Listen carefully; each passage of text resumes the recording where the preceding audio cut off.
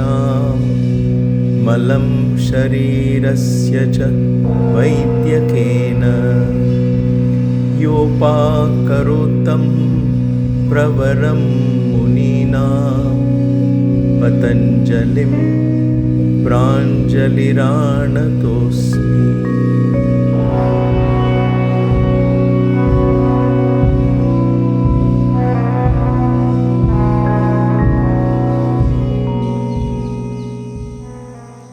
Namaste and welcome to KYG or Kaivalya Yoga Gurukulam.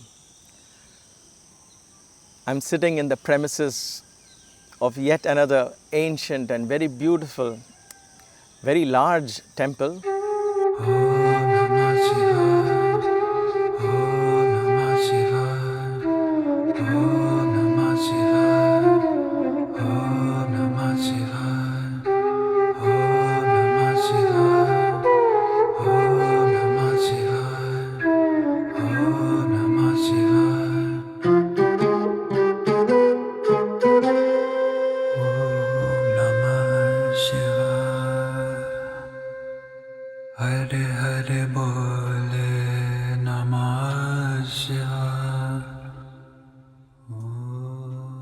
We shall cover this in another video.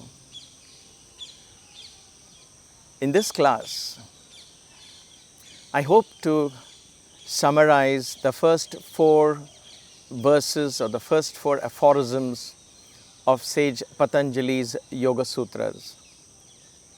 To me, these 4, as I have mentioned in the previous 2 classes, perhaps more than once, they are the synopsis of the entire philosophy of yoga as handed down to us by the ancient seers and sages. Everything that follows after these 4 verses are methods to get to this ultimate philosophy of life. And therefore, I think it is worth an entire class or a separate video to simply to see from these 4 verses, what are the take-home points? I watched the classes as I was editing them, and I realized it's perhaps required to just kind of once again take home something from these 4 aphorisms. So I want to share with you what I have taken home from these 4 verses. These might resonate with your thoughts as well, or there could be more that you took home. So please do share it in your comments below at this video so that we can all benefit, we all learn from each other. So don't feel shy to post a comment or a question. The first thing that I take home is the word atha. Atha means now. To me, that signifies the need to qualify to even begin this journey into yoga. I need to qualify myself. I need to earn or I need to fulfill the prerequisites, if you will. What these are, we kind of touched in detail in the classes earlier. One is to understand the nature of what we call the chitta. And the other one is, as Adi Shankara pointed out, which I have dealt with in the Varanasi videos, the link to which I will also provide under this video, so please check out the description. Adi Shankara talks about 4 prerequisites: viveka, discernment, vairagya, non-attachment, shat sampatti, the 6 qualities, the 6 treasures that we need to have, and finally mumukshutva, or yearning and enthusiasm in this practice. Without these prerequisites, without these qualifications, we may not be able to enjoy this journey of yoga. And even if we do, we might benefit from only a very tiny portion of what yoga truly stands for. For most part today, yoga has become an exercise. And people do benefit from these exercises. There is flexibility, there is health, there is a lot of prana generated and so on. And so that is good. But that is a very tiny, small portion of this vast treasure that we get from this practice. So, if we qualify for it, if we develop the prerequisites and with a yearning to go deeper, then I am sure that each one of us in this journey will uncover or discover the hidden treasures that this path unfolds, because this journey is within us. And we end up being enriched, empowered, and enlightened. The second word that I take home is anuśāsanam.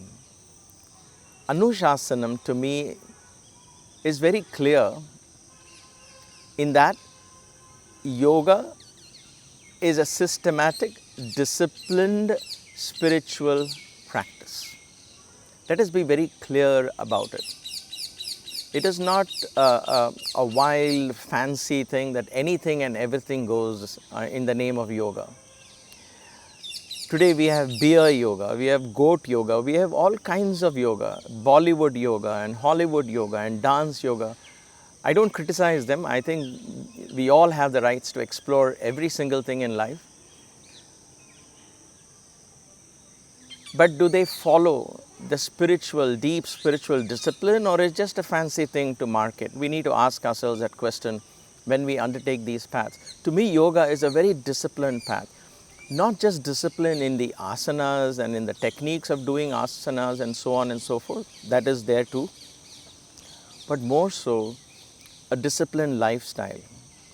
What is the quality of your thoughts? What is the quality of the food that you eat? What is the quality of life in general that you lead? What is the goal of your life? What is it that you're seeking when you are into this practice?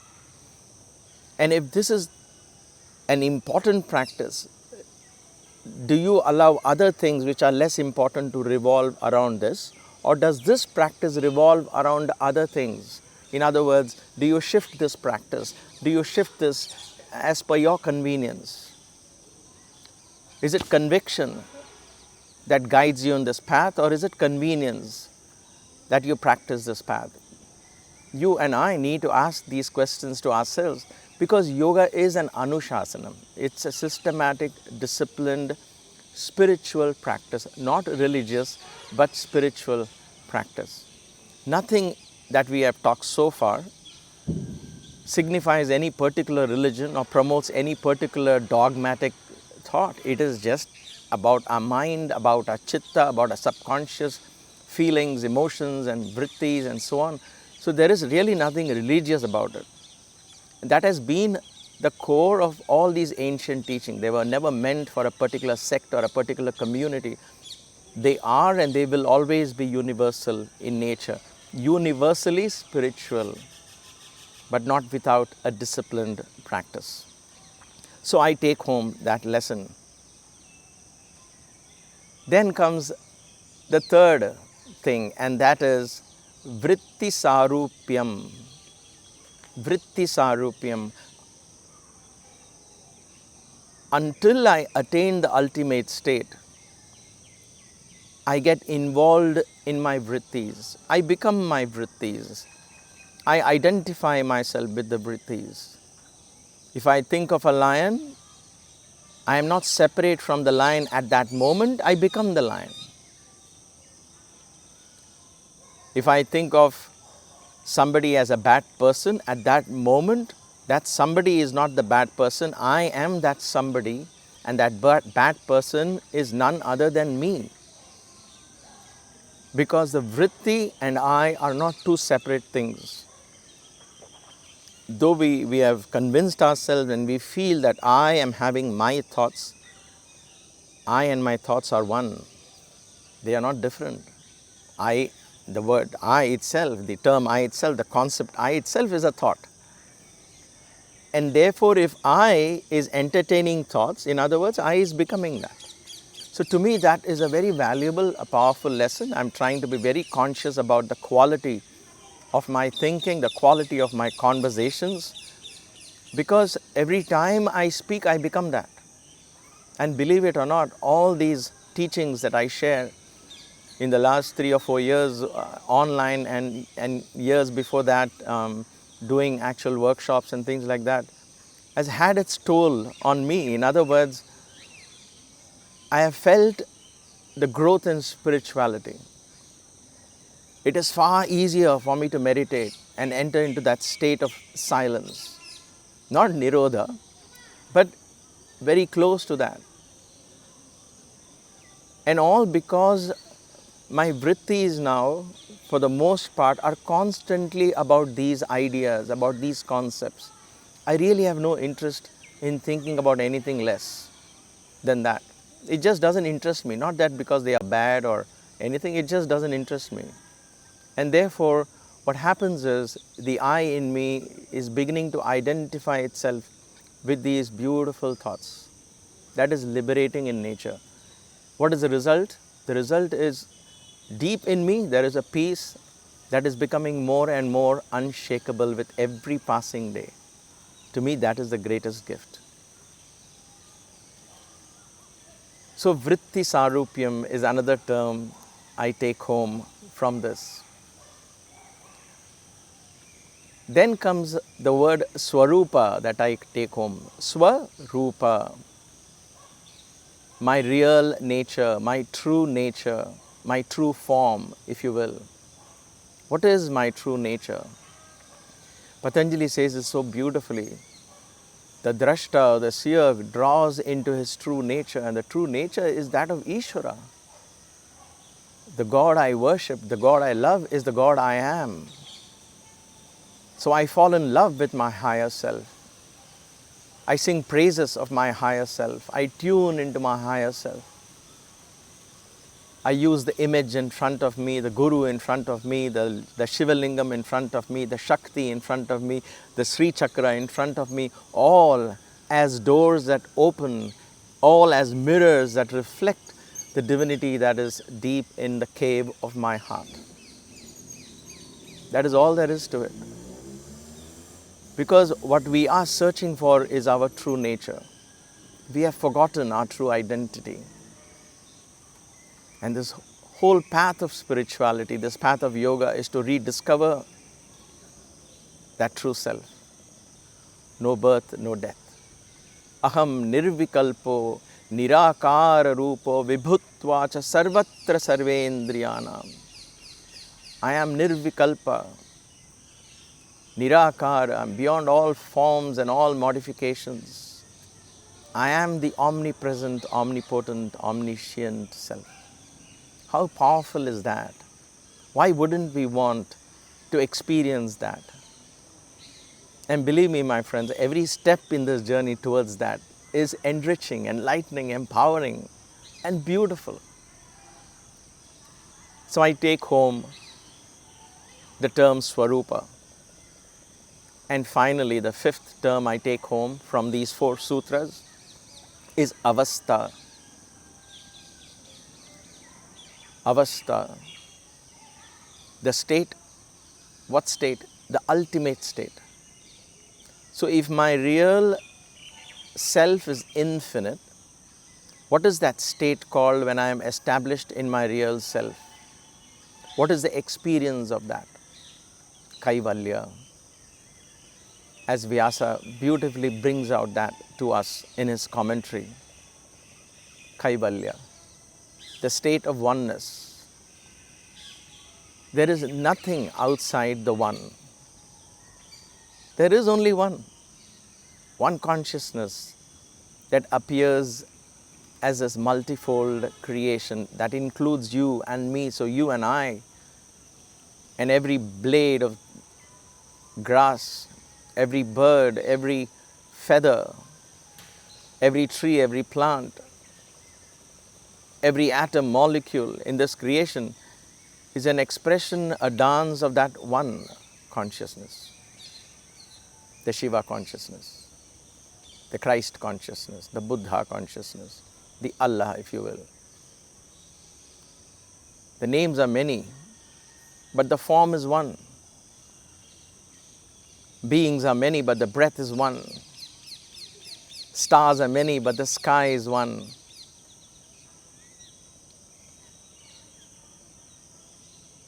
That was the essence of my beloved Guru Bhagavan Baba's teachings. And that is the essence of Patanjali's Yoga Sutras. Going forward in the sutras that follow, we will come down from these concepts back to quote-unquote reality. In other words, we say, all right, I've got that at least conceptually, a hypothesis. Let's keep that pending. We don't have to believe it, we don't have to buy it, but keep it as a hypothesis. But then focus on the path to getting there. And therefore the next sutras, all of that, begin to break down into really the nitty-gritties of this path of yoga. What are vrittis? How do we get to this? And so on and so forth. To me, chitta is not different from vrittis, so I have not used the word chitta as a separate term that I take home. The vritti-sârûpyam includes chitta in it, because chitta is not separate from vrittis. When there are no vrittis, there is no chitta. When there are no impressions, no thoughts, then there is no mind, no chitta. Bhagavan Baba would give us a very beautiful example as we sat around him. He would take out his handkerchief and say, what is this? We would say it's a handkerchief. He says, okay, it's a cloth. What is this cloth made up of? And he would answer his own questions. He would say it's just a bundle of threads, and he will pull out one thread. And then he would say, if I go on pulling out these threads, does the cloth still remain? It won't. The cloth is a collection of threads. So chitta is therefore not an independent entity for me. It is a collection of vrittis. And therefore it is the vritti-sârûpyam that I take home rather than the word chitta. Please let me know what did you take home from the first 4 verses of the Yoga Sutras. I took home atha. The second one was yoganuśāsanam. The third was vritti-sârûpyam. The fourth was svarūpa. The fifth was avastha, state, which I call the Kaivalya. Thank you as always for giving me this opportunity to share these perspectives. It gives me the greatest pleasure, my greatest privilege to be part of this journey with you all. Until we meet again, stay blessed, stay inspired. Namaste.